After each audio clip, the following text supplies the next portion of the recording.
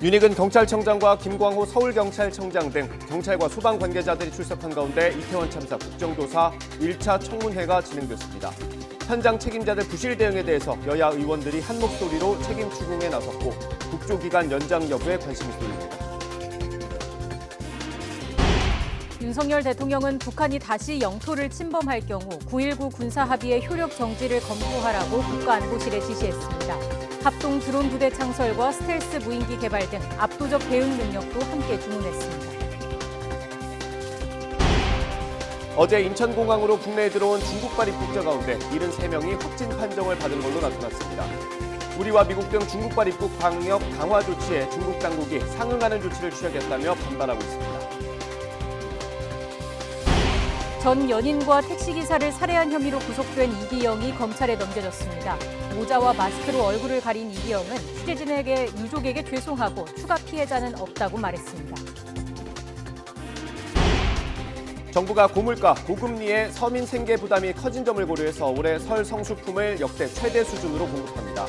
농축수산물 할인 지원에 역대 최대 규모인 300억 원을 투입해 소비도 지원합니다. 오늘 서울의 아침 기온은 영하 5.7도로 영하권 추위가 이어지다가 낮부터 예년 기온을 회복하겠습니다. 동해안 등 전국 곳곳에 건조특보가 발효 중이라 산불 등 화재 피해가 없도록 주의가 필요합니다.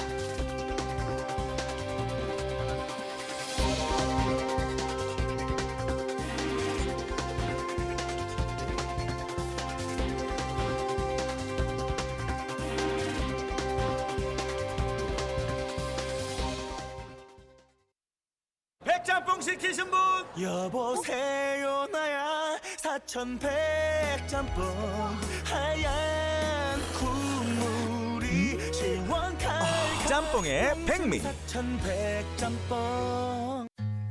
마음만으로는 담을 수 없는 진심이 있습니다. 광동 경옥고 주세요. 그 귀한 마음, 귀한 약효에 담아 광동 경옥고. 약효를 담았기에 약국에 있습니다. 당신의 하루가 더 컬러풀해지려면 영양은 더 멀티플해야죠. 건강은 기초 영양에서 시작되니까. 센트룸은 22가지 비타민 미네랄을 빈틈없이 채워줍니다. 영양은 멀티플, 인생은 컬러풀. 센트룸. 모두들 미래가 다가온다고 합니다. 하지만 LX의 생각은 다릅니다. 세계의 곳곳에, 지구의 곳곳에 보이는 공간부터 보이지 않는 기술까지 누군가의 만드는 미래가 모두의 다가온 미래가 되는 것. 사람과의 연결을 위해, 내일과의 연결을 위해 지금 이 순간도 LX는 미래를 만들고 있습니다. Link for Next LX. 임플란트 뭘로 하지? 덴티스로 해보세요. 덴티스 임플란트. 임플란트 뭘로 하지? 덴티스 임플란트. 함께해요. 덴티스 임플란트. 여보, 교정 늦지 않았을까? 우리 딸 말고 나. 늦은 게 아니라 기다리신 겁니다. 시선 부담이 적은 투명 교정 장치 세라핀이 나올 때까지. 세라핀. 워너비. 이곳은 혼자가 아닌 함께 성장을 나누며 미래의 성공을 꿈꿀 수 있는 연결의 세상. 연결은 힘이 세다. 워너비 그룹. 더 좋은 집에 대한 한결같은 고집. GTX 운정역에 선보이는 1,500여 가구가 예정된 서희 스타일스. 운정 신도시의 풍부한 인프라와 GTX 운정역 개통 예정으로 더욱 빠르고 특별해진 프리미엄. 여기에 중도금 전액 무이자 혜택까지. 지금 GTX 운정역 서희 스타일스에서 만나요. 프리미엄 라이프스타일 서희 스타일스. 아빠. 아버지. 아버지! 아버지! 아빠. 세상 모든 아버지를 보람상조가 응원합니다. 시청자 여러분 안녕하십니까? 이태원 참사 국정조사 청문회 중계 방송으로 뉴스NC는 조금 늦게 시작합니다. 네, 윤석열 대통령이 북한이 다시 우리 영토를 침범하는 도발을 일으키면 9.19 군사합의 효력 정지를 검토하라고 국가안보실에 지시했습니다. 대통령실의 김은혜 홍보수석은 오늘 브리핑에서 윤 대통령이 오늘 국가안보실과 국방부, 합참, 그리고 국방과학연구소로부터 우리 무인기 대응 전력에 대한 보고를 받고 이같이 주문했다고 밝혔습니다. 김 수석은 북한 도발에 대한 비례적 수준을 넘는 압도적 대응 능력을 국군에 주문한 거라며 국민의 생명과 안전을 지키는 국군 통수권자로서 역할과 책임을 다하기 위한 거라고 설명했습니다. 윤 대통령은 또 이종섭 국방부 장관에게 감시 정찰과 전자전 등 다목적 임무를 수행하는 합동 드론 부대를 창설하라고 지시했습니다. 이어 탐지가 어려운 소형 드론을 연내 대량 생산할 수 있는 체계를 구축하고 연내 스텔스 무인기를 생산할 수 있도록 개발에 박차를 가하라고 당부했습니다. 이와 함께 신속한 드론 킬러, 드론 체계를 마련할 것을 강조했습니다. 조금 전에 있었던 김 수석의 브리핑 들어보겠습니다. 윤석열 대통령은 북한이 다시 이같이 우리 영토를 침범하는 도발을 일으키면 9.19 군사합의 효력 정지를 검토하라고 안보실에 지시했습니다. 감시 정찰과 전자전 등 다목적 임무를 수행하는 합동 드론 부대를 창설하고 탐지가 어려운 소형 드론을 연내 대량 생산할 수 있는 체계를 구축하며 또 연내 스텔스 무인기를 생산할 수 있도록 개발에 박차를 가하라고 지시했습니다. 북한의 도발에 대한 비례적 수준을 넘는 압도적 대응 능력을 대한민국 국군에 주문한 것입니다. 국민의 생명과 안전을 지키는 국군 통수권자로서 그 역할과 책임을 다하기 위한 것이다 라고 말씀을 드릴 수 있겠습니다. 한미가 핵 공동연습을 논의하고 있지 않다는 바이든 대통령 발언에 대해서 백악관이 한미 두 나라가 북한 핵에 대한 공동 대응을 계획하고 있다고 표현했습니다. 미 국무부도 미국 핵으로 동맹을 방어하는 확장 억제를 놓고 한미 간 이견이 없다는 점을 분명히 했습니다. 워싱턴 권준기 특파원입니다. 백악관은 조 바이든 대통령이 한미 핵 공동연습 계획이 없다고 말한 건 한국이 핵 보유국이 아니기 때문이라는 설명을 반복했습니다. 핵 공동연습은 핵 보유국 사이에서만 가능한 개념이어서 바이든 대통령이 준비 중이지 않다고 답했다는 겁니다. We're not discussing joint nuclear exercises. The ROK is a non-nuclear weapon state, so just want to be very clear on what the president was saying. 그러면서 지난해 11월 캄보디아에서 윤석열 대통령과 바이든 대통령이 만나 북한 핵을 억제하기 위한 방안을 논의했고 실무진에 구체적인 협의를 지시했다고 밝혔습니다. 한미 두 나라가 북한의 핵 사용 등 다양한 시나리오에 공동 대응할 계획을 세우고 있다는 점도 분명히 했습니다. Their meeting in Cambodia, President Biden and President Un tasked their teams to plan for an effective, coordinated response to a range of scenarios, including nuclear use by North Korea. 미 국무부도 핵 확장 억제를 놓고 한미 간 이견이 없다는 점을 거듭 확인했습니다. 지난해 9월 미국에서 열린 한미 확장 억제 전략협의체에서 논의된 대로 한국에 대한 미국의 방위 공약은 변함이 없다고 밝혔습니다. I'm not aware that there are differences. I would refer you to our allies in the ROK to speak to their perspective on this. But when it comes to extended deterrence, we are on precisely the same page. 북미 간 대화 가능성을 묻는 질문에는 대화를 거부하고 있는 건 북한이라며 북한이 답해야 할 질문이라고 말했습니다. 미 국무부는 북한이 먼저 변하지 않는 한 압박을 이어갈 수밖에 없다고 밝혀 새해 들어서도 미국의 대북 정책은 큰 변화가 없을 거란 점을 시사했습니다. 워싱턴에서 YTN 권준기입니다. 우리 국방부는 윤석열 대통령이 언급한 한미 간의 핵 공동기획과 연습이 어떤 건지 입장을 밝혔습니다. 지난해 합의한 한미 안보협의회에 포함된 내용이고 지금도 대북 확장 억제를 발전시키기 위한 다양한 방안을 협의하고 있다고 밝혔습니다. 보도에 신준명 기자입니다. 지난해 11월 개최된 한미 안보협의회의 SCM에서 양국 국방장관은 고도화하는 북핵에 맞서 동맹의 능력과 정보 공유, 협의 절차, 공동기획과 실행 등을 더욱 강화해 나간다고 합의했습니다. 윤석열 대통령이 언급한 한미 핵 공동기획과 공동연습도 지난번 SCM에서 합의한 내용에 포함된 거라는 게 국방부의 설명입니다. 저희가 그동안 말씀드려왔던 같은 맥락이라고 생각합니다. 한미는 작년 11월 제54차 SCM에서 공동 기획 및 공동 실행 등 확장 억제 분야별 협력을 강화해 나가기로 합의한 바 있습니다. 공동 기획이란 미국이 한반도에서 전략자산 운용 작전을 수립할 때 기획 단계에서부터 한국이 참여한다는 의미입니다. 예를 들어 지난해 SCM 이전엔 미국이 핵추진 항공모함을 한반도에 전개한다고 해도 우리나라는 일방적 통보를 받은 뒤 시기와 방법 정도만 협의할 수 있었습니다. 하지만 이제부턴 핵추진 잠수함 등 추가 전략자산의 전개까지 구체적으로 요구하고 이어지는 한미연합 훈련의 방식도 논의할 수 있게 된 겁니다.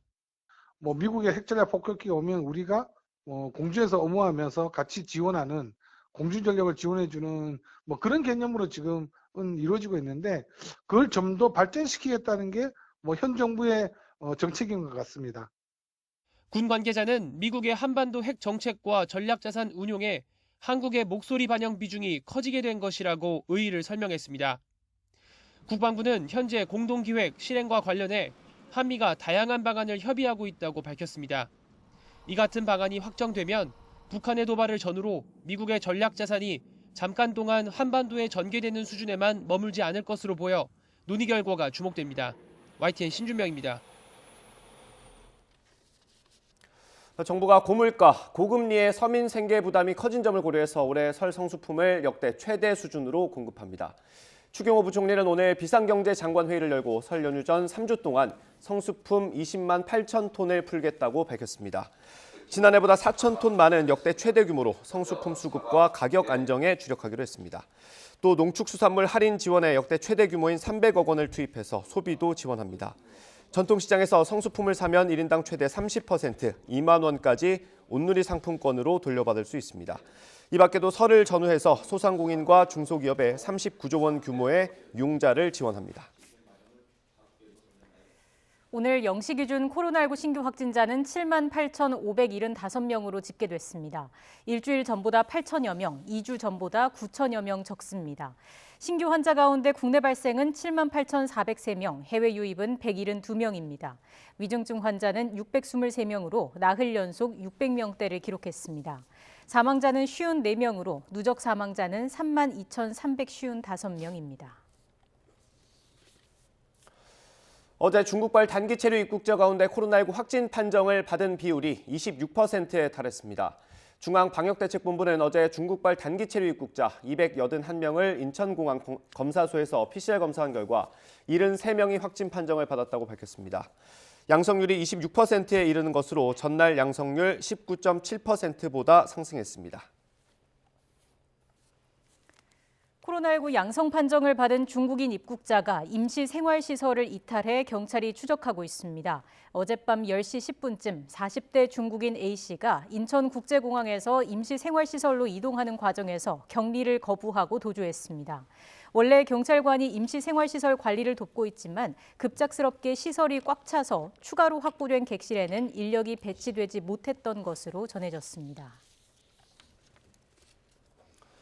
미국 정부가 중국발 여행객 코로나 입국 심사 강화에 중국이 반발하자 전적으로 과학적인 조치로 보복이 아니라고 반박했습니다. 유럽연합도 중국발 입국자 폭증에 따른 코로나19 재확산을 막기 위해 공동 방역을 강화하기로 했습니다. 이종수 기자의 보도입니다. 미 동부 시각 6일 자정부터 중국과 홍콩, 마카오에서 미국으로 입국하는 모든 여행객은 비행기 탑승 이틀 이내에 실시한 코로나19 검사 음성 확인서를 제출해야 합니다. 미국 정부가 코로나19 확산 속에서 급증 조짐을 보이는 중국발 입국자에 대한 이러한 규제 조치를 시행하기로 하자 중국 정부는 과학적 근거가 없는 정치적 처사라고 반발했습니다. 그러자 미 백악관은 즉각 자국민 보호를 위한 공중보건과 과학적 근거에 따른 정당한 행위라고 반박하고 나섰습니다.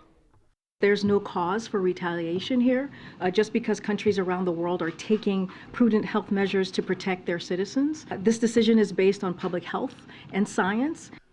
백악관은 그러면서 중국발 여행객에 대한 방역 강화 조치를 한국과 일본, 영국, 프랑스, 인도, 이탈리아 같은 나라도 하고 있다고 말했습니다. 세계보건기구 WHO 역시 중국의 코로나 중증 환자 급증을 우려하며 더 많은 데이터를 제공할 것을 중국에 요구하고 있다고 강조했습니다. 실제 WHO 사무총장은 그러한 요구를 최근 공개적으로 했습니다. WHO is very concerned over the evolving situation in China. WHO needs more detailed information on disease severity, hospital admissions, and requirements for ICU support. 유럽연합 EU도 중국발 입국자 폭증에 따른 코로나19 재확산을 막기 위해 공동 방역을 강화하기로 의견을 모았습니다. 이와 관련해 중국발 입국자에 대한 사전 검사 의무화 등 조처가 EU 전역으로 확대될 가능성이 있다는 관측이 나오고 있습니다. YTN 이정수입니다. 네, 오늘의 정치권 이슈 두 분과 짚어보겠습니다. 장성철 공론센터 소장, 복기왕 전 청와대 정무비서관과 함께합니다. 어서 오십시오. 안녕하세요. 안녕하십니까.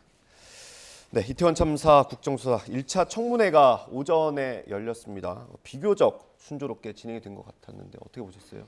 예, 아무래도 오늘 청문회는 실무진에 있는 분들 중심으로 이제 증인 채택이 이루어지고 이제 뭐 질의응답이 치다 보니까 그동안 많이 확인되었던 이야기들이 반복적으로 거론되는 뭐 이런 자리 아니었나 싶습니다. 그래서 이 내에는 뭐 이미 구속영장이 청구된 분도 계시고 또 앞으로 뭐 류미진 총경 같은 경우에는 뭐 영장 청구 가능성이 있다 뭐 이렇게 이야기 되는데 그러기 때문에 각 개별 증인들 가운데서는 본인의 발언이 자칫 어떤 본인의 어떤 사법 처리로 이어질 수 있는 이런 우려들도 있기 때문에 발언에 있어서 굉장히 조심하는 모습들도 좀 보이는 것 같고 그런데 사실상 국민들이 알고자 하는 부분은 이런 실무자 차원에서의 실무적 업무 처리를 어떻게 했느냐라기보다는 이것을 전체적으로 정무적으로 어떻게 관리했느냐라는 측면이라서 오늘보다는 내일 모레 있는 6일 날 청문회에 더 많은 관심을 갖게 되지 않을까 이렇게 전망하고 있습니다. 앞으로 성과를 어느 정도 좀 낼 수 있을까요? 일단은요, 제한된 시간이잖아요. 제한된 날짜고. 그래서 출석한 핵심 증인들이나 참고인들이 나 이 시간만 비껴나가면 나는 다시는 출석 안 할 수가 있지. 이런 생각을 가지고 있어서 상황을 면피하기 위한 급급한 모습을 좀 보이고 있다라고 볼 수밖에 없어요. 저희가 이제 상당히 오늘 주목해 봐야 할 것은 기동대 지원을 요청했다는 이임재 전 용산경찰서장의 증언과 그리고 그런 적 없다. 나는 기동대 요청 받은 적 없어요. 라고 하는 김광호 서울경찰청장이 함께 출석을 한단 말이에요. 이들 사이의 증언이 누구 말이 맞는 것이냐라는 것에 대해서 국민들께서 좀 면밀하게 직접적으로 보실 수가 있을 것 같고요. 여야 간에 또 싸움이 이루어질 것 같아요. 계속해서. 여당 같은 경우에는 신현영 의원 출석시키자 이러고 있고 야당 같은 경우에는 아니 유가족들이나 생존자들도 좀 청문회에 출석을 시켜서 여러 얘기를 들어봐야 되는 거 아니냐 이런 식의 논쟁도 좀 계속될 것 같은데 일단은 핵심적인 증인들이 오늘 안 나오겠다고 해서 동행명령장까지 발부되지 않았습니까? 예를 들면 박성민 전 서울경찰청 정보부장, 송병주 전 용산서 112 상황실장 이들이 나와야 어쨌든 제대로 된 보고 체계가 있었느냐, 지시가 있었느냐 이런 거를 알 수 있다라고 해서 방금 전에 동행명령장 발부됐습니다. 오전에 발부가 됐고 오후에는 이 현장에 나올지 좀 지켜봐야 될 것 같고요. 이 국정조사 청문회가 열릴 즈음 해서 경찰의 수사 결과가 완벽한 건 아니지만 어느 정도 윤곽이 좀 나온 것 같아요. 사실상 윗선 수사는 좀 어렵다라고 밝혔는데 국정조사로도 사실 그걸 뛰어넘기는 어렵지 않습니까? 그래서 이제 연기를 좀 한번 해보자라는 얘기가 나오는데 어떻게 생각하세요? 국정조사는 뭐 7일까지이기 때문에 6일 날까지 청문회하고 그 청문 보고서를 정리하는 시간도 사실상 부족하다라고 뭐 그전에도 한번 말씀드린 적이 있었는데 실제 예산 활동 끝나고 나서 관련된 이 국정조사 활동이 불과 2주 정도밖에 안 되는 거 아니겠습니까? 그래서 애초에 45일 동안에 그 취지 자체가 무색해졌기 때문에 일정 정도 기간 동안에 연장은 불가피한 것 아닌가 싶습니다. 이 불가피함에 대해서 상식적인 이야기인데 여당에서는 어떻게 하면 최대한 단축시킬까라는 고민을 좀 하고 있겠죠. 저는 그럼에도 불구하고 주호영 원내대표의 그동안에 발휘한 리더십이나 이런 것들을 볼 때 이것을 연장하지 않았을 경우에 오히려 정치적으로 손해를 보는 이런 결과로 이어질 가능성이 높다라는 판단을 할 가능성이 높아서 약간은 좀 연장되지 않을까 싶어요. 그런데 이제 사실 국정조사를 통해서 어떤 결과를 낸다라고 하는 것은 처음부터 어렵다라고 주장을 국민의힘에서도 했던 거 아니겠습니까? 예. 그러니까 오늘 청문회가 맹물청문회다, 국정 맹물청문회다 이렇게 뭐 결론이 나고 6일 날도 그렇게 되고 그러면서 동시에 말씀하신 경찰 조사도 실무자 차원에만 책임을 묻는 형태로 마무리가 되게 되면 결국은 특검해야 되는 것 아니냐라는 말이 자연스럽게 정치권 내에서도 나올 수밖에 없을 것 같습니다. 네. 그 특검에서 눈치 보지 말고 뭐 총리부터 장관까지 모두를 다 예를 들어 정무적 책임까지도 물을 수 있는 부분이 있는지에 대해서 넓게 살펴볼 수가 있을 텐데 지금 경찰청 내에 있는 특수본에서 사실 경찰청장도 들여다보기 어려운 구조 아니겠습니까? 예. 그래서 특검 이야기가 국정조사 마무리해서 자연스럽게 나오지 않을까 뭐 이렇게 전망하고 있습니다. 예, 특검 얘기까지 나올 수 있을 것 같고요. 어쨌든 예산 공방으로 인해서 국정조사 시작 자체가 좀 늦게 됐기 때문에 민주당에서는 최소 열흘 정도는 연장해야 하는 거 아니냐 이런 목소리가 나오고 있는 건데 국민의힘도 뭐 보고서 작성 등을 위한 그 특위 연장 필요성에는 동의를 하는 것 같은데 네. 다른 점에 있어서는 좀 반대 목소리가 나오고 있는 거예요. 쉽지 않을 것 같아요. 주호영 원내대표가 국조특위 위원들하고 우리가 상의해서 결정해 볼게요라고 하지만 네. 과연 대통령실이 국정조사 특위 기간 연장에 대해서 동의를 할까, 찬성을 할까? 이 부분에 대해서는 상당히 좀 부정적인 기류가 강하다라고 볼 수밖에 없고 예. 윤핵관 중에서 가장 실세인 장제원 의원은 국정조사 특위 자체를 합의해 준 것가 문제예요라고 얘기를 하고 있잖아요. 그런 상황에서 주호영 원내대표가 야당과 협상을 통해서 자율권을 갖고 협상 결과를 도출해내기는 좀 쉬운 것은 아니다라고 보여집니다. 저희가 국조특위를 왜 합니까? 어쨌든 이 상황에 대해서 이 재난 참사에 대한 진상규명하고요. 재발방지 대책 마련하려고 하는 거 아니겠어요? 그 부분이 미진하다라는 국민적, 유가족, 언론의 평가가 있다면 집권 여당은 그냥 권력 눈치 보지 말고요. 그분들의 한을 풀어주는데 국정조사 기간을 연장하는 것에 거부감을 갖지 않았으면 좋겠다라고 생각이 듭니다. 국정조사 기간 열흘 단축하려다가요. 저 진상규명하자 10개월, 10년 이렇게 갈 수도 있다. 네. 그래서 항상 국민의 입장에서 모든 것을 판단하는 그런 집권 여당 의원들이 됐으면 좋겠다라고 말씀드려요. 네, 이 국정조사 기간 연장과 좀 물려 있는 게 1월 임시국회 소집 여부 아니겠습니다. 그 여야 원내대표 오늘 녹취를 준비를 했습니다. 녹취 들어보고 얘기 이어가도록 하겠습니다. 일하는 거 반대하지 않습니다. 반대하지 않는데 다만 일할 거 있다는 이유로 그냥 막연히 임시국회를 열어서 방탄국회 하는 것은 맞지 않다. 우선 노웅래 의원에 대해서 불체포 특권을 포기한다고 민주당이 여러 차례 이야기했지만은 사실상 불체포 특권을 행사해서 영장 기각된 거 아닙니까? 저게 제대로 특권 없는 상태에서 절차가 처리될 수 있도록 하는 과정은 국회가 필요하지 않는가 그래 생각합니다. 그래서 민주당이 방탄할 의사가 없는 것이 맞다면 최소한 비회기를 만들어서라도 일반인과 똑같이 사법 처리 절차를 밟는 그런 순서가 있어야 한다고 봅니다. 국민의힘이 처리할 안건이 없고 필요한 시기가 아니라며 국회 소집에 반대하고 있습니다. 각 상임위와 법사위에 계류 중인 민생법안과 일몰법이 수두룩하고 정부 여당이 요구해온 정부조직법과 공공기관 임기일치법 그리고 국정조사특위와 정치개혁특위의 가동 등 산적한 안건 처리를 하려면 국회는 분초를 쪼개 힘없이 움직여야 합니다. 이처럼 집권 여당이 법안 한 개라도 더 심사하자고 나서도 부족할 판에 국민의힘은 엉뚱하게 방탄 국회 프레임을 내세워 국회문을 잠그자며 억지를 부리고 있습니다. 이게 사실 지난해 말에도 이런 비슷한 논쟁을 했던 것 같습니다. 방탄국회 프레임 어떻게 보세요? 작년 재작년에도 보면 임시국회 소집이 안 된 날이 거의 없을 정도로 계속해서 소집이 돼요. 그만큼 국회에는 산적한 국정 현안들이 물 한 잔 드시죠. 소장님 먼저 말씀하시죠. 그러니까 이러한 부분들은 계속 상시국회예요. 그래서 뭐 국회법상에는 뭐 짝수달에 임시를 연다라는 규정이 있지만 일하는 국회 하기 위해서 홀수달에도 계속 국회를 열었던 전례가 많이 있습니다. 네. 지금 저는 임시국회가 필요한 쪽은 집권여당, 국민의힘이라고 생각이 들어요. 네. 정부 조직 법안 처리해야죠. 각종 민생 법안 처리해야 되잖아요.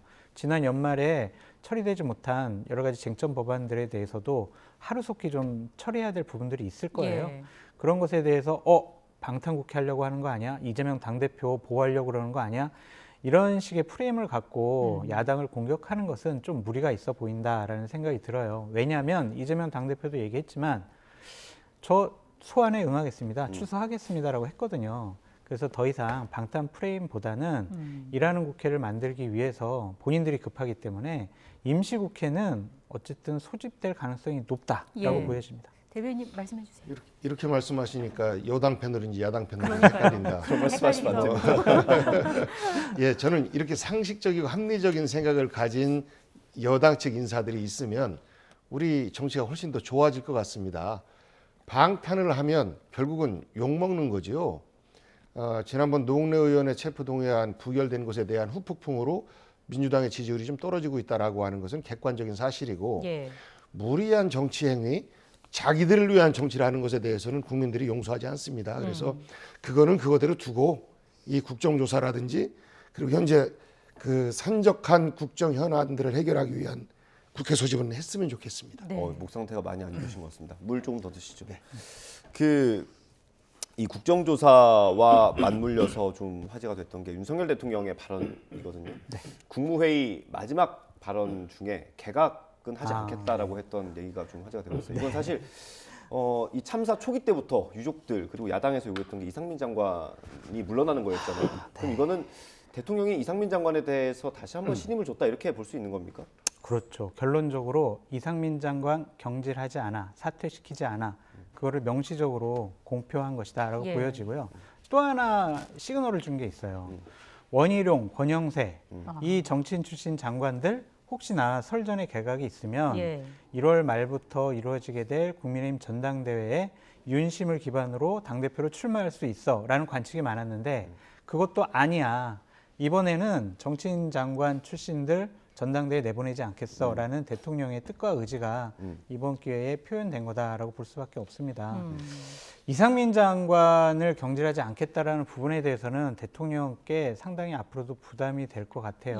대통령께서는 여러 가지 재난과 관련된 제도적인 개선을 이상민 장관이 이루어내야 한다. 그래서 그 장관직에 좀 있어야 한다라고 생각하고 계시지만 정무적인 판단도 어떠한 책임이 있어야 하는 거 아니냐라는 대통령의 판단과 생각이 있긴 하지만 어쨌든 이태원 참사와 관련해선 이상민 장관 책임이 많다라는 국민적인 의견이 다수잖아요. 그런 분을 품에 안고 계속 함께 같이 가겠다. 나는 계속 신뢰하고 있다라고 국민들에게 이미지를 주는 것은 그렇게 국정 운영에 썩 도움이 될 것 같지 않아서 상당히 우려스럽고 걱정스럽습니다. 아까 상식적이라고 평가를 해주셔가지고요. 이게 좀 궁금해졌는데 이전 정부에서 조국 전 장관이 정권에 좀 부담이 됐던 건 사실이지 않습니까? 지금과 비교하면 어떻습니까? 똑같은 것 같아요. 그러니까 저는 대통령이 특정인에게 상당히 애정을 표하거나 집착을 하거나 그 사람을 보호하려고 한다면 정권에 상당히 부담이 가고 비극적인 일도 발생할 수 있다라고 저는 생각이 들거든요. 합리적인 판단이 안 되는 거예요. 내가 되게 아끼고 나를 위해서 열심히 그동안 일해왔던 사람인데 그냥 야당의 공격, 언론의 부당한 공격 이것 때문에 내가 자를 수가 없어. 이 사람 내칠 수가 없어. 그렇게 생각한다라는 거잖아요. 객관적이고 공정하고 상식적이고 합리적이고 내 사람이라서 내치기 아깝지만 그래도 나와 다른 생각과 판단을 하는 분들이 요구를 하면 그것이 국민의 다수라면 받아들이는 것이 좋다라고 말씀드립니다. 근데 그 이태원 참사 국정조사 놓고 한창 줄다리기 할 때 저희 출연자분들 국민의힘 쪽으로 나오셨던 출연자분들이 항상 하셨던 얘기가 이상민 장관이 뭐 나중에 어떤 식으로든 책임을 질 것이다 이런 뉘앙스로 말씀을 많이 하셨거든요. 그게 그래야죠. 그게 상식적이고 그게 지금까지 어떤 장관들 정치인을 하는 장관들이 행해야 될 본인의 처신 아니겠습니까?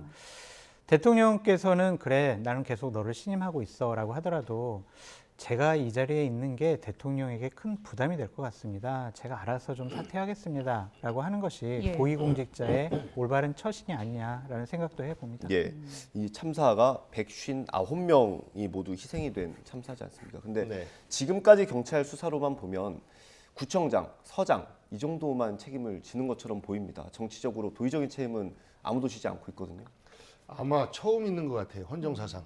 이렇게 큰 참사가 일어났고 더더군다나 희생의 그 대상자가 우리 젊은이들인데 대통령이 한 번도 공식적인 사과를 하지 않고 또 그 주무부처인 장관이 아직도 이렇게 버티고 있고 하는 경우가 못 봤어요. 그러니까 장관들은 보통 행정을 자기 부처의 그 일을 총괄하지만 그 분야에 있어서 대통령을 대신해서 정치적인 책임을 지는 역할까지도 함께 해왔던 거거든요. 네. 그것이 상식이고 그것에 대해서 행안부 장관이 현재 책임을 안 지고 있는 거고 대통령도 이것에 대해서 책임을 묻지 않고 있는 것이고 연말 개각 없다라고 하는 것은 행안부 장관 끝까지 일하고 올 연말쯤 혹은 뭐 가을쯤 전체적인 내년 총선을 위한 개각을 할 때 그때 정리를 하면서 다음 총선에도 출마해라는 메시지로 들려요. 결국은 정무적인 책임도 질 게 있어야 지지요라는 말씀을 대통령께서 하셨단 말씀이죠. 네. 결국은 책임 없다라는 거예요. 결국은 참사가 아니라 사고고 압사라는 표현을 쓰지 말아라라고 저 참사에 대해서 굉장히 정치적으로 접근하면서 정치적 책임을 피하려고 하는 그러한 모습이 처음부터 끝까지 이렇게 관통되고 있단 말씀이죠. 예. 그래서 저는 이 부분은 담백하게 대통령이 국민의 생명 한 분 한 분에 대한 책임을 다 지겠습니다. 죄송합니다. 라고 말씀하시면요. 오히려 대통령 그래 책임지는 모습을 보이네. 그래 대통령하기 힘들겠다. 라고 칭찬하실 거고 이상민 장관 대통령께 죄송합니다. 국민께 죄송합니다.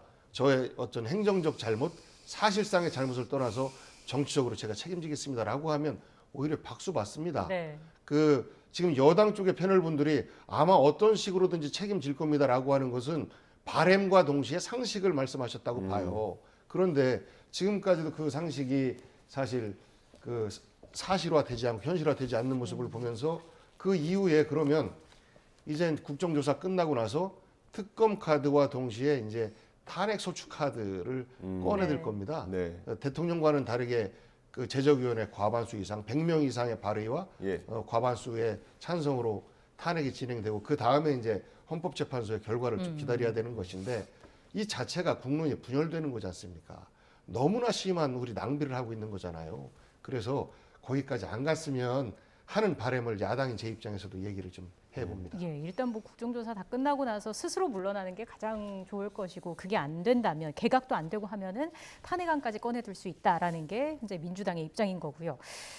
청문회 도중에 나왔던 대통령실 속보도 있었는데 이 내용도 잠깐 좀 짚어보겠습니다.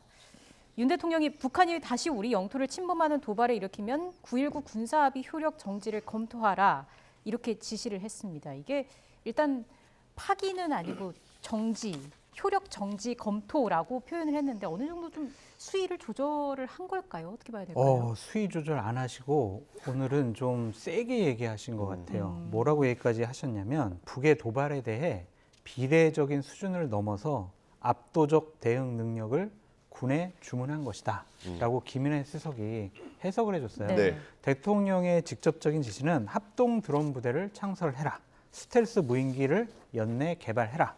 드론 킬러, 드론 체계를 마련해라. 이런 식의 지시를 하셨거든요.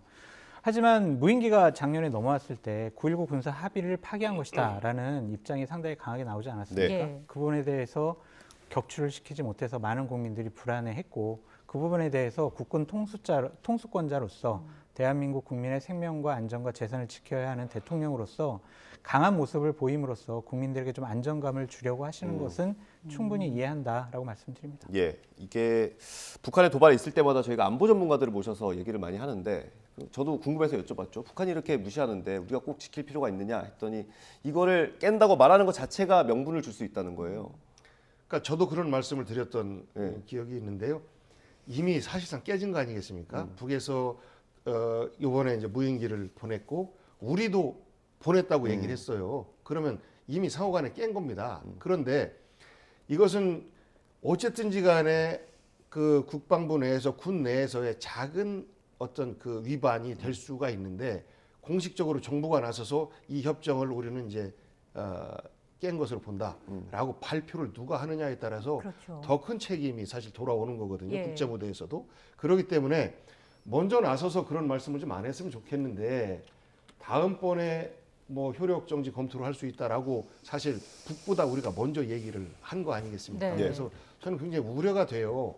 이번에 이제 군사적으로 볼 때 뭐 드론 부대를 창설하고 비례보다 더 뭐 강한 어떤 보복을 하고 하는 말씀, 저는 군사 문제 이분도 전문성 있는 문제 아니겠습니까? 이 부분은 대통령께서 어떤 국민들의 지지층에게 저 이렇게 센 사람입니다라고 정무적으로 안 했으면 좋겠어요. 실제 조용하게 드론 부대 청소하고 조용하게 압도적인 어떤 보복을 할 수 있는 준비를 하시는 게 맞지. 북에 다 알려주는 거 아니겠습니까? 우리 이런 것도 하고 이런 것도 하고 할 테니까 니들 까불지 마라는 말씀이거든요. 이것이 우리 국내에서 국민들이 들을 때는 속이 시원할 수 있을지 모르겠습니다만 과연 얼마나 이게 효과를 가져올 수 있는가라고 볼 때는 정치적인 어떤 그 메시지 그 이상 이하도 아닐 수 있는 이런 우려가 되기 때문에 9.19에 대해서도 합의 파기 말씀을 우리 정부가 먼저 하는 것은 여전히 조심해야 된다라는 말씀과 더불어서 이런 군사적인 세세한 말씀들을 정치적 메시지로 내보내는 것도 저는 좀 자제했으면 좋겠다라는 말씀을 좀 드리고 싶어요. 한 가지 좀 대통령께서 염두에 두셨으면 좋겠는 상황이 있어요. 북한에 대해서 저렇게 강한 모습 보이는 거는 좋은데 자칫 잘못하면 외국인 투자자들에게 한반도 정세가 불안한 거 아니야? 이러한 이미지를 줄 수가 있어요. 왜냐하면 서로 지금 미사일 실험한다고 하죠. 또 뭐 압도적으로 대응해라, 뭐 선제, 뭐 공격해라, 뭐 이런 식의 얘기를 서로 주고받고 있잖아요. 김정은 같은 경우에는 작년에는요, 핵무기 이제 방어적 수단이 아니야, 이런 식의 얘기까지 했잖아요. 외국인들에게 자칫 잘못하면 한반도 정세가 불안하구나, 대한민국 위험할 수 있겠다. 투자하면 안 될 수도 있겠네. 이러한 이미지를 줄 수가 있거든요. 그래서 대통령께서는 좀 위기 상황을 관리하는 진중한 모습도 좀 보여줬으면 좋겠다라고 말씀드려요.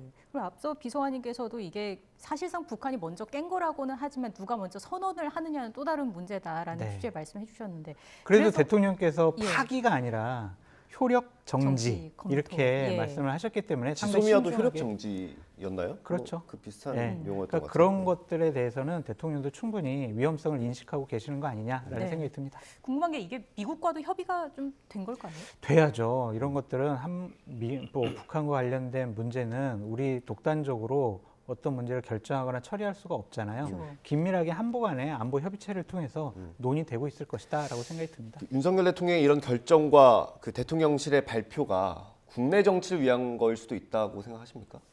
저는 뭐 우리 대한민국 남한 영토를 벗어나지 못하는 메시지다라고 생각을 해요.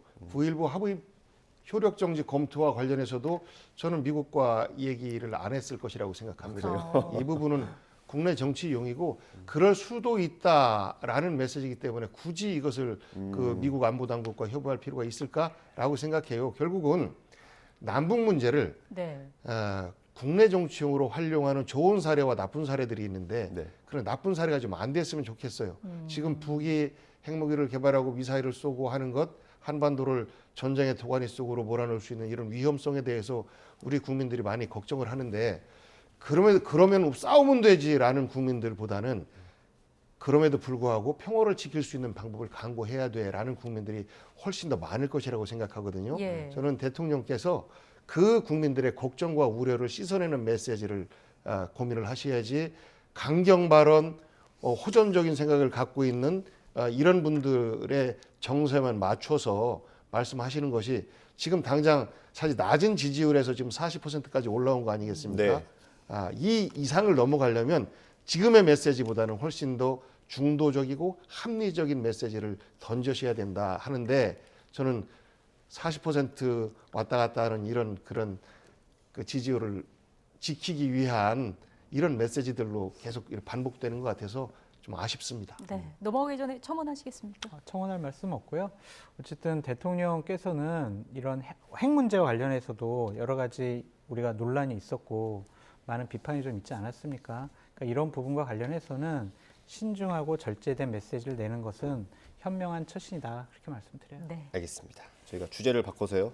이재명 대표 얘기를 해보겠습니다. 얼마 전에 문재인 전 대통령을 예방하지 않았습니까? 근데 그 영상이 뒤늦게 당을 통해서 공개가 됐습니다. 저희 그 영상 준비했거든요.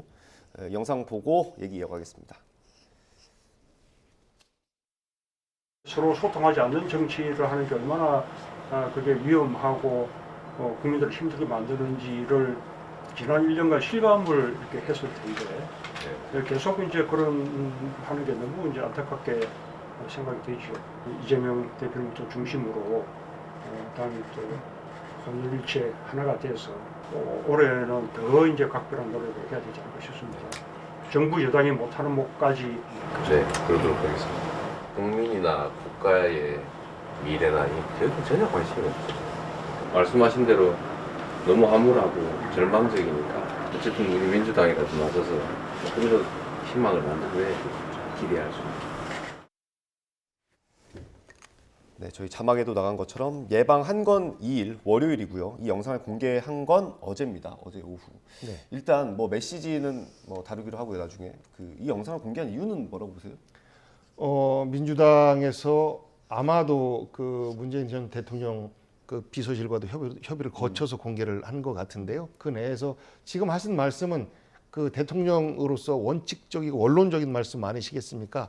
소통하지 않는 정치가 얼마나 위험한지에 대해서 걱정을 하셨고 예. 왜 이것이 계속 이어지는지에 대한 우려도 하셨고 그리고 민주당이 야당이지만 정부 여당에서 못하는 몫까지 함께 책임지면서 하나로 좀 단결해라라는 메시지를 준 것은 민주당 내에 어떤 분열의 가능성이 없다. 그리고 친문이니 친명이니라는 것은 옛날 이야기고 지금은 우리가 이렇게 하나의 주제로 대한민국을 중심에 놓고 민주당이 책임지는 정당으로서 전직 대통령과 함께 이야기한다라는 메시지를 지지자들에게도 보내고 국민들에게도 보내는 뭐 이런 자리가 될 텐데 네. 그런 목적에서 이제 공개까지 한 것 같아요. 그런데 이제 이것을 듣는 대통령 윤석열 대통령과 여당 입장에서는 좀 불편하겠죠. 결국은 전직 대통령이 소통 안 한다라고 지적을 네. 한 것이고 또 여당의 못하는 몫까지 민주당이 책임져라라고 하는 것은 여당이 못하는 부분이 많다라는 지적처럼 들릴 테니까 뼈 아플 텐데 저는 그럼에도 불구하고 이것을 정쟁거리로 만들지 말고 예를 들어서 문재인 대통령 당신은 뭘 잘했다고 그런 말씀하시느냐라고 반발하는 것은 사실 속 좁은 대응이고 소통을 위해서 더 노력하겠다, 조언 고맙다라는 메시지를 내면 오히려 품넓은 대통령과 품넓은 여당이 되지 않겠습니까? 저는 그렇게 그 공개된 영상과 내용에 대해서 받아줬으면 좋겠어요. 그러면 우리 국민들이 걱정을 좀 덜하지 않을까요? 소장님이 그런 말씀을 문재인 정권 5년 동안에 하셨으면 나라가 이렇게 반쪽이 안 됐을 것 같다라는 생각이 듭니다. 네. 복경 선배님도 옳은 말씀 해주셨는데 왜 문재인 대통령 그리고 복경 선배님 청와대에 계실 때 왜 그러지 못했느냐 저는 스스로 한번 잘못을 되돌아보라라고 말씀을 드리고 싶고요. 문재인 대통령께서 소통하지 않은 정치가 얼마나 위험하냐라고 얘기하셨잖아요. 네. 본인을 향해서 하신 말씀이 아닌가라는 좀 생각이 듭니다. 본인 소통하셨습니까? 대국민 기자회견 간담회 임기 동안 11번밖에 안 했습니다. 그리고 광화문에 소통하는 대통령 되겠다고 본인 얘기하셨었는데요. 취임 초기에 그냥 광화문에서 직장인들하고 호프 간담회 한 번 하시고요. 그다음에 어떤 저런 행사들 마련하지 않았어요. 야당은 적폐 세력, 적대 세력화 해가지고 대부분 많이 구속시키고 법적 처벌했습니다. 야당을 인정하지 않았잖아요. 조국 전 장관 사태 이후에는 광화문과 서초동 이렇게 나라를 반쪽으로 내놨습니다. 그거를 즐기셨죠. 그래서 40%의 지지층의 강력한 지지를 받은 반쪽짜리 대통령 아니었습니까? 그런 분이 누구를 또 비판을 합니까? 본인부터 내가 과거에 안 그랬으면, 내가 과거에 이랬으면 더 좋았을 것 같아 라고 자기 반성부터 하셨으면 좀 더 설득력이 있었을 것 같은데 윤석열 대통령 나빠요, 잘못하고 있어요, 그 부분만 지적하신 것 같아서 저 같은 사람에게는 좀 설득력이 떨어졌다라고 보여지고요. 네. 이재명 대표님을 중심으로 이 얘기는요, 이재명 당대표가 문재인 대통령 지지자분들에게 하는 메시지죠. 문재인 대통령이 제 편 들어주셨거든요. 저 공격하지 말고요, 저를 위해서 많이 싸워주세요. 이러한 이미지를 주려고 한 것이다라고 말씀을 드려요. 예. 문재인 대통령께서는 원론적인 얘기를 하신 거죠. 야당의 당대표인데 신년 인사 왔어요. 이재명 당대표 저기 사법 리스크가 크니까 이재명 당대표는 저 당대표 그만두고 비대위를 중심으로 좀 새롭게 지도부 꾸리세요. 이렇게 얘기 못 할 거 아니에요. 네. 그래서 원론적인 얘기인데 그것을 자신 당대표직의 어떠한 권위나 정당성을 계속 유지하고 강화해 나가는데 문재인 대통령의 말씀을 이용하려고 하는 것이 아니냐라는 생각이 듭니다. 이 영상을 뒤늦게 공개한 이유도 그렇죠. 같은 맥락이다. 네. 소통과 관련해서 뭐 저도 정무비서관을 했었으니까 예. 당시에 황교안 대표 시절에 대표 비서실장과 무수히 전화 통화를 시도를 했고 네. 만남을 주선하려고 노력을 했고 그런데 이게 잘 조율이 안 됩니다. 여야의 정책 입장이 있기 때문에 그런 노력들이 과연 지금 되고 있나 안 되고 있어요. 그런 것들을 문제를 삼는 것이고 그리고 문재인 대통령 뭐 인수위 기간도 없이 임기 시작했잖아요. 그리고 나서 바로 야당도 방문을 했었어요. 국회에 야당 대표실에도 방문을 하고 그런 모습들을 보였단 말이죠. 그것이 진심이든 아니면 정치적 쇼든 간에 그래서 지금 윤석열 대통령께서도 정치적 쇼라도 야당과 대화하는 모습을 좀 보여주십사라는 말씀을 드리는 것이고 뭐 문재인 정부라고 100% 다 했겠습니까? 상대방이 봤을 때는 우리를 소통의 대상으로 보지 않고 있다라고 생각할 수 있겠죠. 그런데 정도의 차이에서 볼 때 그래도 형식적 노력이라도 하는 모습과 그렇지 않은 모습의 차이 이런 모습들이 이제 우리 국민들이 볼 수 있고 그런 모습에 대한 지적이었다라고 네. 좀 이렇게 보면 아직 될 것 같습니다. 9개월째고요. 지금 한 4년 3개월 정도 남았으니까 네. 더 소통하도록 저희가 많이 비판하시죠. 알겠습니다. 그 민주당 얘기라서 여쭤볼게요. 그 예. 문희상 전 국회의장이 얼마 전에 교토삼굴이라는 얘기를 해서 네. 많은 해석을 낳지 않았습니까? 네. 근데 오늘 그 친명계 좌장이라고 불리는 정성호 의원이 이재명 대표가 사법 리스크는 당의 문제가 아니라 내 문제다라고 얘기를 해야 맞다라는 얘기를 했어요. 이거는 어떤 그 비명계 목소리를 좀 잠재우기 위한 어떤 그런 용일까요? 아니면 비명계 목소리를 좀 키울 수 있는 그런 의도일까요?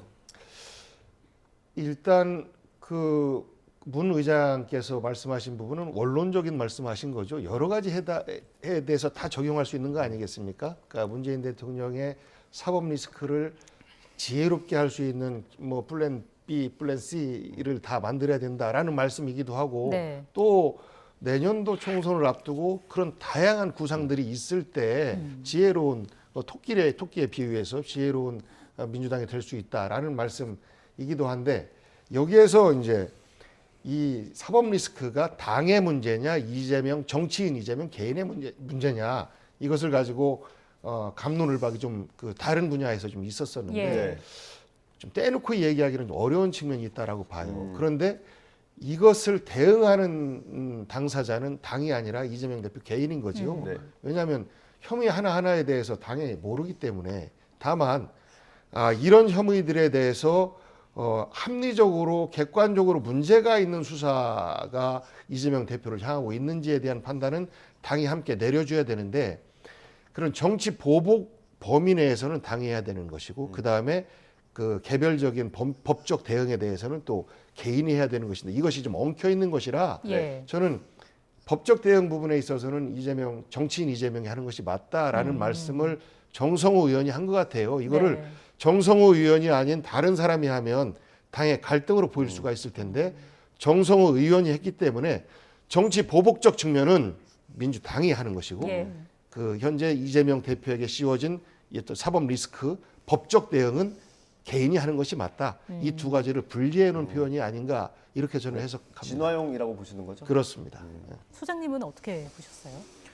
저는 뭐 기본적으로 원론적이고 상식적인 얘기를 정성호 의원이 하지 않았을까라는 좀 생각이 들고요. 뭐 비명계의 일부의 목소리를 좀 대변한 것이다라고 말씀을 드리는데 정성호 의원이 하신 말씀이 맞죠. 본인의 개인적인 비리 의혹 문제 같은 경우엔 본인이 해결해야지 당이 나서서 뭐 최고위원들이 나서서 방어하고 당이 나서서 옹호하고 같이 투쟁하고 이런 모습은 민주당에게 안 좋아요. 신년 여론조사를 다 봤잖아요. 민주당 지지율이 국민의힘보다 낮잖아요. 왜 그러겠어요? 결국에는 이재명 당대표의 사법적인 리스크에 대해서 국민들이 엄격한 판단을 하고 있다라고 봐야 될 거예요. 네. 그런 부분에 대해서 너무 강하게 항변하지 않았으면 좋겠어요. 그냥 국민의 상식적인 눈높이에 맞는 결정을 하는 것이 그래야 명분을 갖고 국민들을 설득해 나가고 국민의 지지를 받을 수가 있다. 우기지 마시라, 억지 부리지 마시라, 그렇게 말씀드립니다. 억지 부리지 마시라. 조금 전에 문희상 의장님 예. 그 말씀과 관련해서 신년에 불참하시는 것에 대해서 또 지적을 네. 하셨지 않습니까? 그 부분은 문희상 전 의장님의 정치 스타일은 그러세요.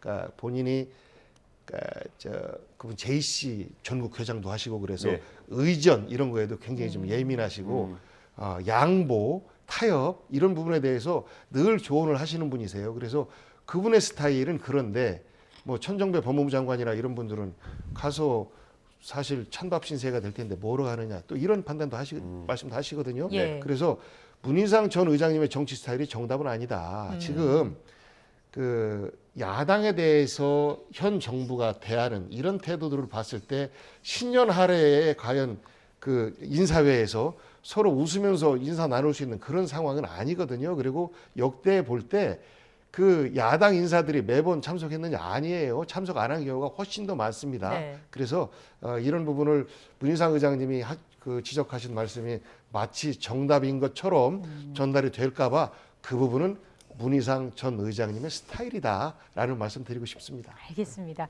여기서 마무리를 하겠습니다. 지금까지 장성철 공론센터 소장, 복기왕 전 청와대 정무비서관과 함께했습니다. 고맙습니다. 고맙습니다.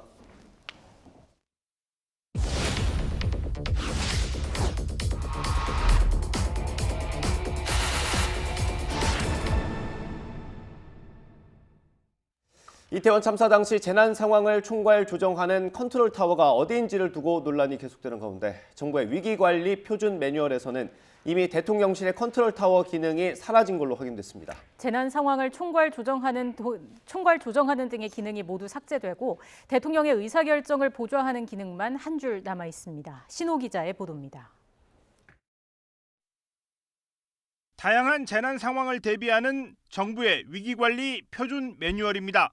인파 사고에 대한 매뉴얼은 아직 없는데 다른 재난 상황 매뉴얼 41개를 모두 찾아봤습니다. 가장 최근 개정된 고용노동부의 사업장 대규모 인적 사고 매뉴얼만 다른 점이 있습니다. 위기관리 기구의 역할에서 대통령 비서실 기능을 대통령의 위기관리 의사결정 보좌로만 정리했습니다. 다른 매뉴얼들은 모두 국가안보실의 국가위기관리센터를 맨 위에 두고 있고 재난상황 총괄 조정과 초기 대응반 운영 기능을 부여하고 있습니다. 대통령 비서실도 재난 분야별 후속 대응과 복구 기능을 하도록 구체적으로 명시했습니다. 국가위기관리센터에는 재난 대응 역할을 아예 두지 않았고 대통령 비서실 역할도 간소한 것. 이동주 의원님 정리해 주십시오. 대책본부고, 국정상황실은 대통령의 참모 조직입니다. 지난해 8월 위기관리 표준 매뉴얼을 이렇게 바꾼 배경을 행정안전부에 문의했습니다. 6월부터 고용노동부와 논의를 시작했고 대통령실과도 협의를 거쳤다면서 대통령실 업무 분장이 달라지면서 그렇게 반영했다고 설명합니다. 그렇지만 달라진 매뉴얼을 보면 재난 상황이 발생했을 때 원래 국가위기관리센터가 했던 총괄 조정 기능은 각 지방자치단체와 부처 몫으로 돼 있습니다. 매뉴얼이 아닌 법률에 따라 행정안전부 장관이 재난과 안전관리 업무를 총괄 조정할 수 있다지만 지난해 10월 29일 이상민 장관은 참사 65분 뒤에야 첫 보고를 받았습니다. 개정된 표준 매뉴얼에서 재난의 컨트롤 타워가 된 중대본은 참사가 발생한 지 4시간 15분 뒤인 10월 30일 새벽 2시 30분에서야 꾸려졌습니다. 행정안전부는 현장에서 제대로 작동할 재난관리 체계 구축을 위한 종합 대책을 마련하고 있습니다. YTN 신호입니다. 오늘 아침도 영하권 추위는 여전했습니다. 하지만 낮 동안에는 잠시 영상권을 회복하며 야외 활동하기 한결 수월하겠는데요. 오늘 서울 낮 기온이 영상 2도까지 올라 예년 이맘때 기온을 회복하겠습니다. 다만 내일 아침에는 다시 강추위가 나타나겠고요. 내일 낮부터 본격적으로 추위가 누그러질 전망입니다. 현재 전국적으로 맑은 하늘이 함께하고 있습니다. 대기질도 양호한데요. 다만 밤 사이에는 중국발 스모그가 유입되면서 호남과 제주도부터 공기가 탁해지겠습니다. 맑은 날씨 속에 대기는 점점 더 메말라가고 있습니다. 서울 등 수도권과 전남, 영남 곳곳에 건조주의보가 내려져 있고요. 동해안에는 건조경보가 내려진 가운데 바람도 강하게 불고 있습니다. 산불 등 화재 예방에 힘써주시기 바랍니다. 오늘 낮 기온은 예년과 비슷하겠습니다. 서울 2도, 대전 5도, 광주 7도가 예상됩니다. 절기 소환인 금요일 오후부터 토요일 오전 사이에는 전국에 비나 눈이 내릴 전망입니다. 날씨였습니다. 윤희근 경찰청장과 김광호 서울경찰청장 등 경찰과 소방 관계자들이 출석한 가운데 이태원 참사 국정조사 1차 청문회가 진행되고 있습니다. 현장 책임자들 부실 대응에 대해 여야가 한 목소리로 책임 추궁에 나섰지만 국조기간 연장에 대해선 의견차가 여전합니다. 윤석열 대통령이 북한이 다시 영토를 침범할 경우 9.19 군사합의 효력 정지를 검토하라고 국가안보실에 지시했습니다. 북한의 이딴 도발로 군사합의가 사실상 무력화됐다고 보고 폐기 방안까지 거론한 것으로 풀이됩니다. 어제 국내에 들어온 중국발 입국자 가운데 73명이 확진된 가운데 일부 격리를 거부하고 숙소를 이탈한 사례까지 나오고 있습니다. 각국의 입국 방역 강화 조치에 중국이 상응하는 조치를 취하겠다며 반발하자 미국은 보복이 아니라고 반박했습니다. 전 연인과 택시기사를 살해한 혐의로 구속된 이기영이 검찰에 넘겨졌습니다. 모자와 마스크로 얼굴을 가린 이기영은 처음으로 유족에게 죄송하다고 말했지만 추가 범행 혐의는 부인했습니다.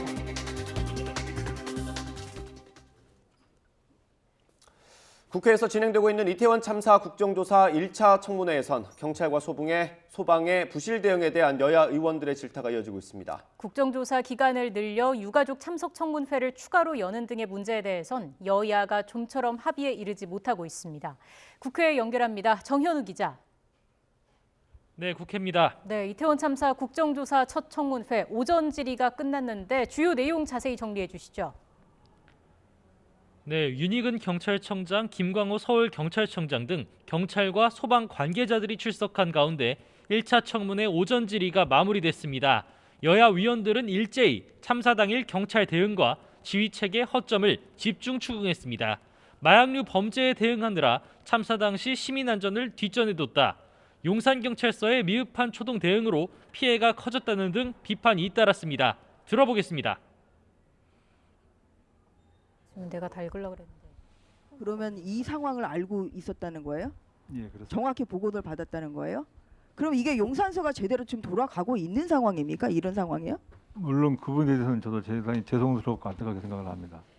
시위 진압과 마약 단속에 그리고 그 우선시하고 시민들의 안전에 대해서 우선시하고 있지 않다는 것을 들키지 않기 위해서 이런 식으로 자료 제출을 회피하고 왜곡했던 게 아닌가.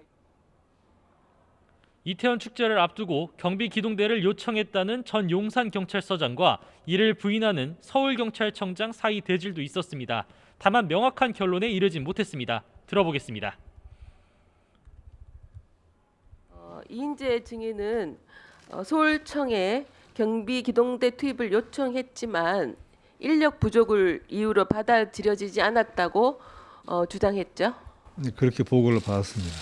경비기동대 요청이 있었습니까? 용산 경찰서로부터. 예, 거듭 말씀드리지만은 저희 서울청에서는 교통기동대 1개 제대 요청 외에는 받은 바가 없습니다. 또 경찰청 특별수사본부 수사가 경찰 수뇌부나 이상민 행정안전부 장관 등 윗선으로 향하지 못하고 있다는 야당 측 질타도 이어졌습니다. 마찬가지로 들어보겠습니다. 상부의 지휘부에 대해서는 전혀 수사와 그분의 책임이 없다라는 것은 정말로 이태원 참사를 보면서 문제제기를 안 할 수가 없다.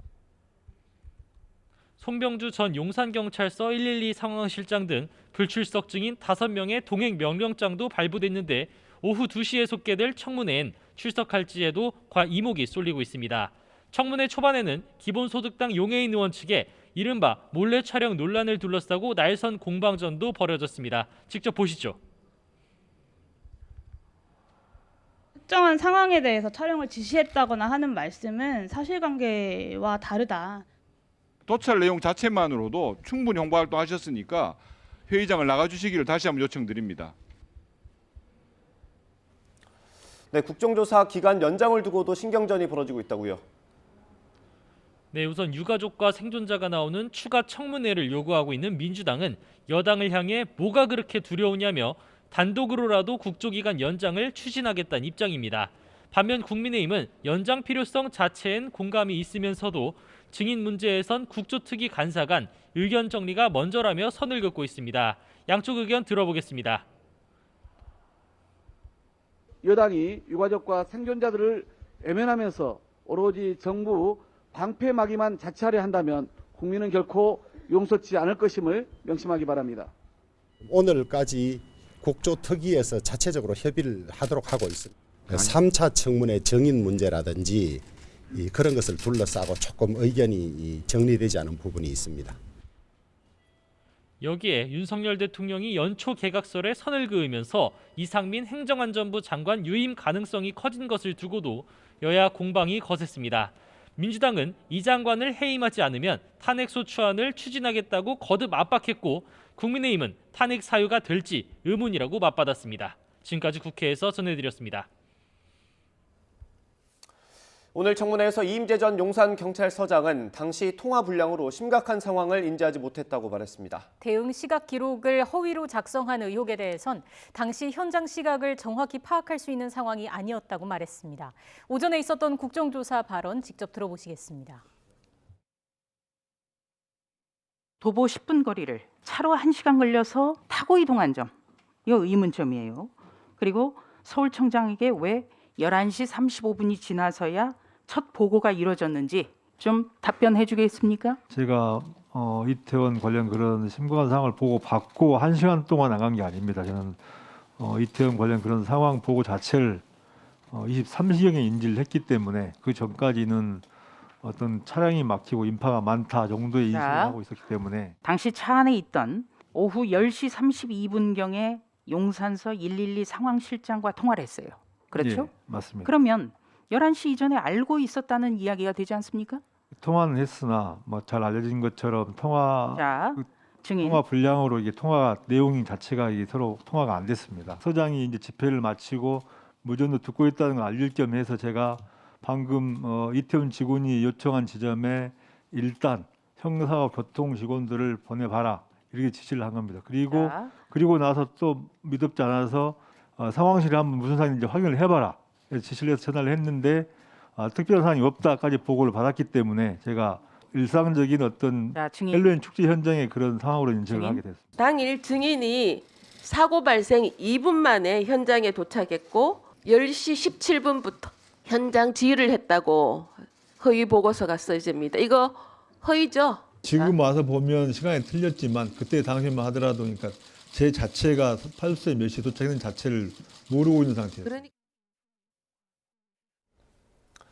윤석열 대통령은 북한이 다시 영토를 침범할 경우 9.19 남북 군사합의 효력 정지를 검토하라고 국가안보실에 지시했습니다. 윤 대통령은 또 합동 드론 부대 창설과 스텔스 무인기 개발 등 국군 통수권자로서 압도적 대응 능력을 주문했습니다. 대통령실 김은혜 홍보수석의 말 직접 들어보겠습니다. 윤석열 대통령은 북한이 다시 이같이 우리 영토를 침범하는 도발을 일으키면 9.19 군사합의 효력 정지를 검토하라고 안보실에 지시했습니다. 감시 정찰과 전자전 등 다목적 임무를 수행하는 합동 드론 부대를 창설하고 탐지가 어려운 소형 드론을 연내 대량 생산할 수 있는 체계를 구축하며 또 연내 스텔스 무인기를 생산할 수 있도록 개발에 박차를 가하라고 지시했습니다. 북한의 도발에 대한 비례적 수준을 넘는 압도적 대응 능력을 대한민국 국군에 주문한 것입니다. 국민의 생명과 안전을 지키는 국군 통수권자로서 그 역할과 책임을 다하기 위한 것이다 라고 말씀을 드릴 수 있겠습니다. 북한 노동당 기관지 노동신문은 지난해 김정은 국무위원장이 전원회의에서 한 역사적인 보고를 접한 인민들이 당을 따라 끝까지 혁명할 철석의 신념과 의지를 백배하고 있다고 선전했습니다. 이어 올해는 지금보다 더 가혹한 국난이 닥쳐올 수 있다면서도 북한식 사회주의의 승리적 전진은 과학이고 당 정책 결사 관철의 정신은 자신들의 다할 줄 모르는 힘이라고 주장했습니다. 북한 대외 선전 매체들도 전원회의 결정을 선전하는 데 동원됐는데 선전 매체 메아리는 김 위원장의 가르침대로 일해 나간다면 모든 일이 다 잘 된다는 것은 진리라고 강변했습니다. 어제 서울 신도림역 근처에 있는 육교가 주저앉았습니다. 그런데 지난달 구청이 시행한 안전점검은 무사 통과한 걸로 확인됐습니다. 자세한 내용 취재기자 연결해서 들어보겠습니다. 김다영 기자. 네, 도림보도 육교 앞에 나와 있습니다. 네, 지금 육교 안으로 들어갈 수는 없는 상태인가요? 네, 그렇습니다. 보시는 것처럼 이 육교 앞에는 안전 펜스가 여러 개 설치돼서 들어갈 수 없는 상황입니다. 추가 사고 우려로 어제보다 통제 범위가 조금 더 넓어졌는데요. 하지만 일부 주민들은 이 사실을 모르고 이곳을 지나다가 결국 발걸음을 돌리기도 했습니다. 이야기 직접 들어보겠습니다. 이거 맨날 굴러다니다가 이제 오늘 이제 결국 가려니까 못 가게 해가지고 여기 돌아가는 거예요. 맨날 다리가 저렇게 잘 다니는 거 가라앉으니까 무너지고 안 됐지요, 그러니까. 지난 2016년 준공된 이 육교는 원래 아치형이었는데 어제 새벽 바닥에 주저앉으면서 마치 엿가락처럼 휘었습니다. 전문가들은 시공이나 설계에 문제가 있었을 가능성을 제기하고 있는데요. 최근 지어진 육교는 디자인에 신경을 쓰다 보니 구조적 안전성 부분은 상대적으로 간과했을 수 있다는 겁니다. 특히 육교 아래로는 많은 사람이 지나는 산책로가 있는데요. 따라서 자칫 큰 사고로 이어질 수 있는 상황이었지만 구청의 대응이 너무 안일했다는 지적이 나옵니다. 무엇보다 이 육교는 지난해 10월부터 지난달까지 영등포 구청이 용역을 맡겨 진행한 정기 안전 점검에서 최고 수준인 A등급을 받았습니다. 이에 대해 구청 측은 교량의 외관에 문제가 없다는 건 확인했지만 일종의 지지대 역할을 하는 콘크리트가 부서진 것까지는 확인하지 못했을 수 있다고 설명하고 있습니다. 또 최근 인근 주민이 원래 아치 모양인 다리가 점점 평평해지고 있다며 국민안전신문고에 민원을 접수하기도 했습니다. 하지만 구청 측은 관련 민원이 있었다는 사실조차 모르다가 사고가 발생한 뒤에야 부랴부랴 처리에 나섰습니다. 결국 안전점검과 민원 처리 모두 제대로 이루어지지 않아 육교가 내려앉았다는 비판이 나올 수밖에 없습니다. 영등포구청은 두세 달 안에 육교를 완전히 철거한 뒤 이 자리에 새로운 보행시설을 설치할지 검토하고 있습니다. 지금까지 서울 도림보도 육교에서 YTN 김다현입니다. 코로나19 감염 재생산 지수가 11주 연속으로 1을 넘었습니다. 내일부터는 중국발 입국자에 대해 입국 전 음성 확인서 제출과 Q코드 입력도 의무화되는데 공항에서 확진되고도 격리 조치를 거부한 채 숙소를 이탈한 중국인도 나왔습니다. 취재기자 연결합니다. 김연아 기자. 네, 사회 2부입니다. 네, 감염 재생산 지수가 1이 나왔는데 이건 겨울 재유행이 정점을 지났다는 신호입니까? 네, 감염 재생산 지수가 11주 연속 1 이상을 기록했지만 12월 마지막 주 감염 재생산 지수가 딱 1을 기록하면서 재확산은 주춤한 상황입니다. 같은 기간 주간 확진자 수 역시 그 전주에 비해 2.6% 감소했습니다. 확진자 추세 데이터를 봐도 지난주 중반부터는 감염 증가 기울기가 꺾인 것을 확인할 수 있어서 정점을 이미 넘어섰다는 분석입니다. 다만 한 번 코로나에 감염됐던 사람이 다시 감염되는 재감염 비율은 17.1%에서 17.9%로 증가하면서 재감염 누적 환자가 100만 명을 돌파했습니다. 오늘 신규 환자는 7만 8,575명으로 전주보다 8천여 명 줄었습니다. 위중증 환자는 623명으로 나흘째 600명대고 사망자는 54명입니다. 중국발 입국자의 확진 비율이 첫날에는 20% 정도였습니다. 어제는 더 늘었다고요? 네, 어제도 중국에서 입국한 단기 치료자 281명 가운데 26%인 73명이 확진 판정을 받았습니다. 앞서 2일 입국한 단기 치료자 2명이 추가로 확진되면서 이틀간 누적 환자가 136명입니다. 확진 판정을 받았지만 격리를 거부하고 도주한 이탈자도 나왔습니다. 40대 중국인으로 격리 숙소로 이동하기 위해 공항에서 대기하던 중 사라졌는데 현재 인천경찰청이 수배 중입니다. 초기 혼란에도 내일부터 중국발 입국자 감염 검역은 더욱 강화됩니다. 입국 후 PCR에 더해서 입국 전 48시간 안에 받은 음성 확인서를 제출하고 항공기 탑승 전 Q코드 입력 의무가 부과됩니다. 7일부터는 홍콩과 마카오발 입국자에 대해서도 입국 전 검사가 추가됩니다. 지금까지 사회 2부에서 YTN 김연아입니다. 전 여자친구와 택시기사를 살해한 혐의로 구속된 이기영이 오늘 검찰로 넘겨졌습니다. 신상이 공개됐지만 얼굴은 가렸습니다. 이기영은 유족과 피해자에게 죄송하다고 말했고 추가 피해자는 없다고 스스로 밝혔습니다. 취재기자 연결합니다. 송재인 기자. 네, 사회부입니다. 네, 먼저 송치될 때 상황부터 정리해 주시죠. 네, 이기영은 오늘 오전 9시쯤 경찰서에서 검찰로 이송되는 과정에서 취재진 앞에 모습을 드러냈습니다.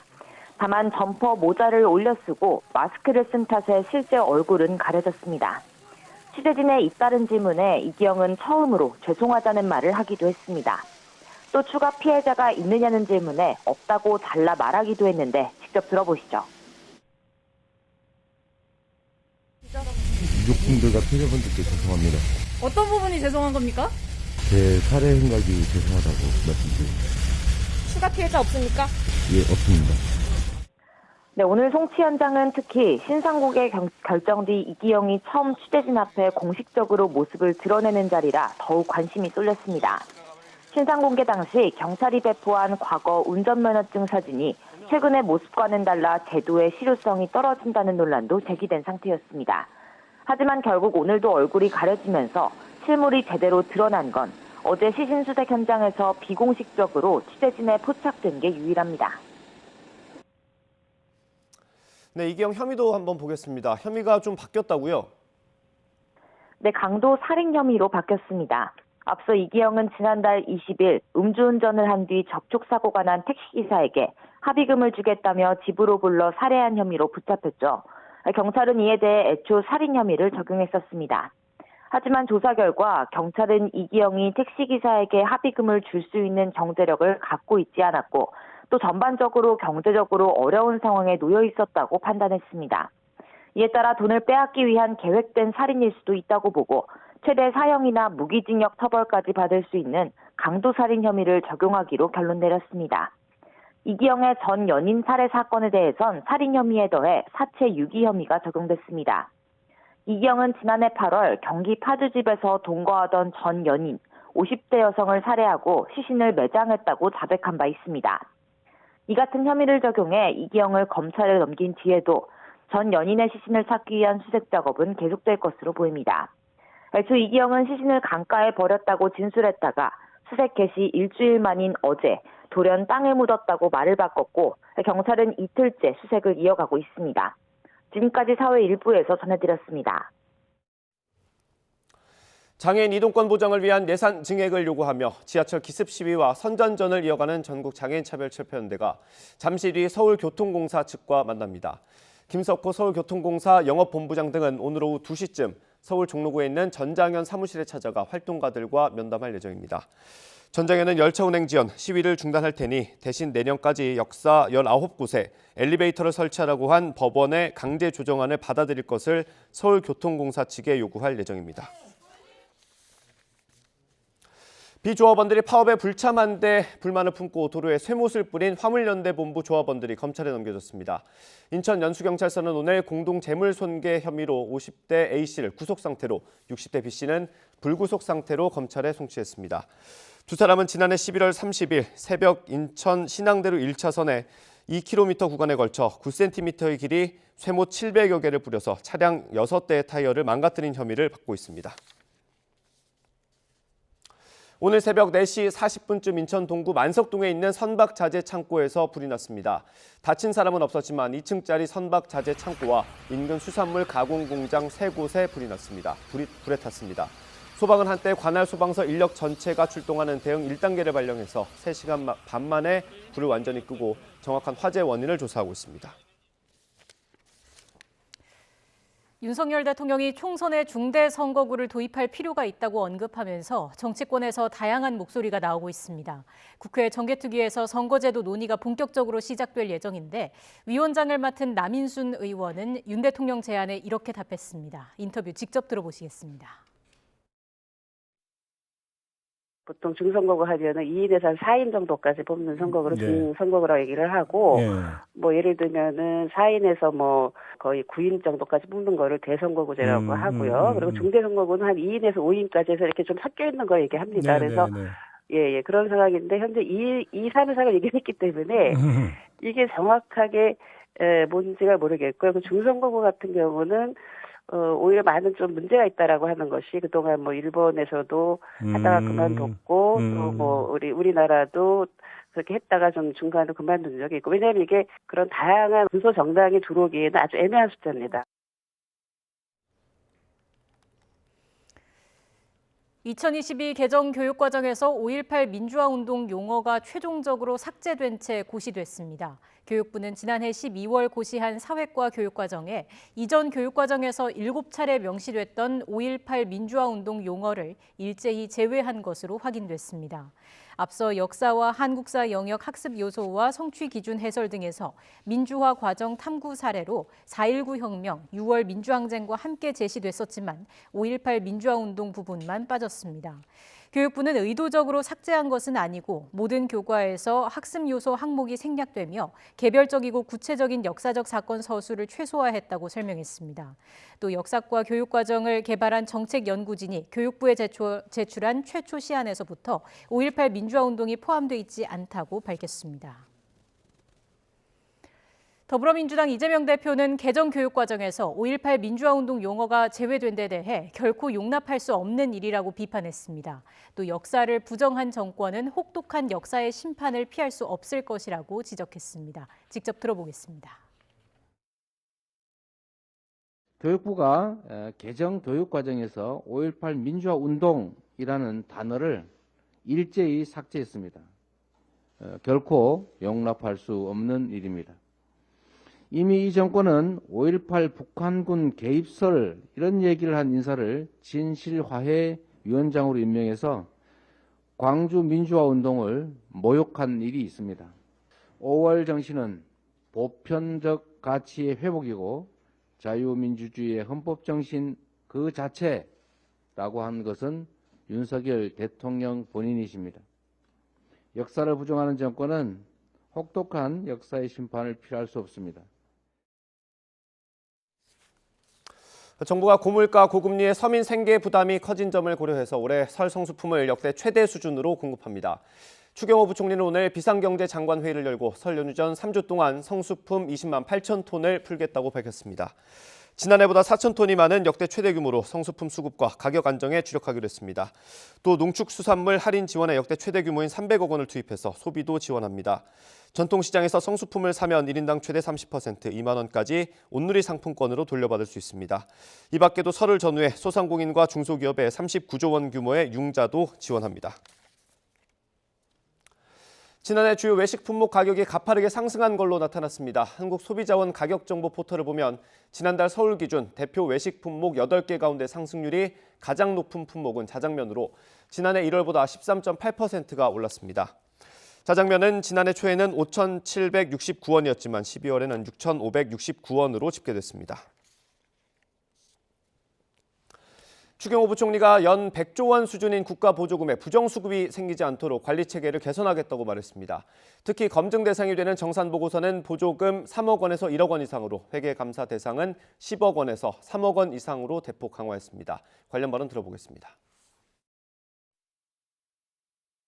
최근 연간 100조 원 수준으로 급증한 국고 보조금이 부정수급되지 않도록 보조금 관리 체계를 전면 개선하겠습니다. 관계부처 합동 보조금 집행점검 추진단을 구성 운영하여 모든 민간 보조사업자를 이 나라 도움 시스템에 등록하는 등 관리 체계를 정비하는 한편 보조금법을 개정하여 외부 기관을 통한 검증 및 회계 감사 대상을 대폭 확대하고 관계부처 합동 점검도 강화하겠습니다. 올해 미국의 경기 침체 전망 속에 뉴욕 증시가 새해 첫 거래일에 하락 출발했습니다. 테슬라는 무려 12% 폭락해 충격을 줬습니다. 김원배 기자입니다. 지난해 2008년 금융위기 이후 최악을 기록했던 뉴욕 증시가 새해 첫 거래일에도 하락했습니다. 다우지수는 0.03%, 스탠더드 앤드 푸어스 500 지수는 0.40%, 나스닥 지수는 0.76% 각각 내렸습니다. 테슬라와 애플에 대한 부정적인 뉴스가 새해 첫 거래일 뉴욕 증시의 발목을 잡았습니다. 지난해 65% 폭락했던 테슬라는 12.24% 폭락한 108달러 10센트에서 마감했습니다. 테슬라는 장중한 때 15% 넘게 추락했습니다. 기대에 미치지 못한 지난해 전기차 인도 실적이 수요 둔화 우려를 키우면서 주가를 끌어내렸습니다. 테슬라는 지난해 연간 131만 대를 인도해 2021년보다 40% 증가했지만 목표치인 50%에는 미달했습니다. 또 지난해 4분기에는 40만 5천여 대를 인도해 월가의 예상치인 43만여 대에 미치지 못했습니다. 로이터 통신에 따르면 현지 시간 2일 테슬라의 전기차 인도 현황 발표 이후 월가 투자기관 가운데 최소 4곳이 목표 주가와 향후 수익 추정치를 하향 조정했습니다. JP모건은 테슬라 목표 주가를 125달러로 낮췄습니다. 대장주인 애플의 주가도 3.74% 급락한 125달러 7센트에서 장을 마쳤습니다. 니케이 아시아 보도에 따르면 애플의 몇몇 납품업체들은 애플로부터 수요 약화를 이유로 올해 1분기에 에어팟, 애플워치, 맥북의 부품 생산을 줄일 것을 통보받았습니다. 애플의 시가총액은 2조 달러가 무너졌습니다. 지난해 글로벌 증시 하락장에서 애플은 시가총액 2조 달러를 유지한 유일한 기업이었습니다. YTN 김원배입니다. 볼에 닿는 공기가 확실히 부드러워졌습니다. 현재 서울 기온은 영상 1.9도로 아침에 비해 기온이 8도나 크게 올랐는데요. 이 정도면 예년 이맘때 겨울 수준입니다. 따라서 낮 동안에는 야외 활동하기 한결 수월하겠습니다. 다만 해가 지면 금세 영하권 강추위가 찾아오니까요. 계속해서 옷차림과 건강관리 잘해주시기 바랍니다. 오늘도 전국적으로 맑은 하늘이 함께하고 있습니다. 다만 맑은 날씨 속에 대기는 점점 더 메말라가고 있는데요. 현재 서울 등 수도권과 전남, 영남 곳곳에는 건조주의보가 발효 중이고요. 동해안에는 건조경보가 내려진 가운데 바람도 다소 강하게 불고 있습니다. 산불 등 화재 예방에 유의하시고 수분 섭취도 충분히 해주시기 바랍니다. 중부와 경북 곳곳에 한파특보가 계속되는 가운데 오늘 낮 기온 서울 2도, 대전 5도, 광주 7도로 예년과 비슷하겠습니다. 내일 낮부터는 기온이 더 오르면서 예년보다 온화한 날씨가 이어지겠고요. 절기 소환인 금요일 오후부터 토요일 오전 사이에는 전국에 비나 눈이 내릴 전망입니다. 지금은 대기질이 양호하지만 밤사이 중국발 스모그가 유입되면서 호남과 제주도부터 공기가 탁해지겠습니다. 내일은 서쪽 지방을 중심으로도 초미세먼지 농도가 짙게 나타날 것으로 보이니까요. 최신 미세먼지 정보를 잘 확인해 주시기 바랍니다. 지금까지 서울 상암동에서 YTN 원희다입니다. 이상으로 뉴스앤이슈 마치겠습니다. 잠시 뒤에 더 뉴스가 방송됩니다. 시청해주신 여러분 고맙습니다.